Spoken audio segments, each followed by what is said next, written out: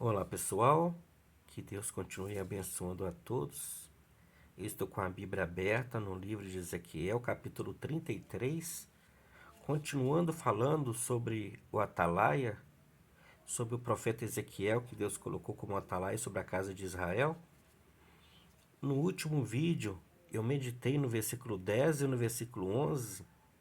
Eu quero continuar hoje do versículo 12 até o versículo 16.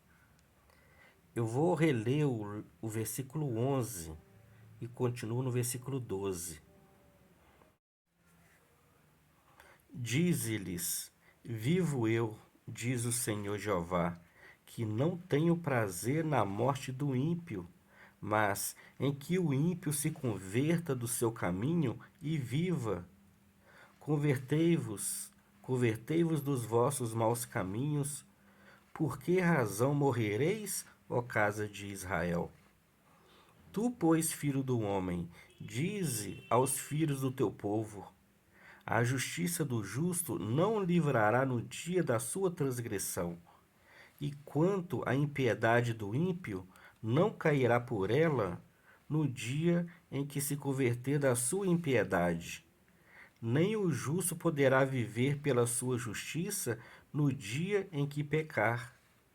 Quando eu disser ao justo que certamente viverá, e ele, confiando na sua justiça, praticar a iniquidade, não virão à memória todas as suas justiças, mas na sua iniquidade que pratica, ele morrerá. Quando eu também disser ao ímpio, certamente morrerás, se ele se converter do seu pecado e praticar juízo e justiça, restituindo esse ímpio o penhor, indenizando o que furtou, andando nos estatutos da vida e não praticando iniquidade, certamente viverá, não morrerá.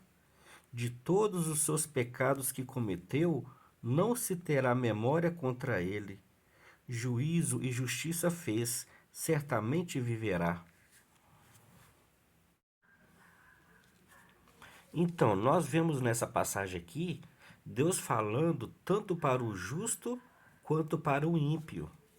Aqui no versículo 11, como nós vimos no último vídeo, Deus ele não tem prazer na morte do ímpio. Deus quer que o ímpio se converta dos seus maus caminhos para ele viver. E aqui no versículo 12, Deus está falando tanto para o justo quanto para o ímpio. A justiça do justo não o livrará no dia da sua transgressão. Então o justo, ele tem que praticar a justiça sempre. O justo, ele não pode transgredir. Ele não pode parar de praticar a justiça, porque se ele transgredir, ele será culpado. Olha só, o justo, nem o justo poderá viver pela sua justiça no dia em que pecar. Então, se o justo pecar, ele será culpado.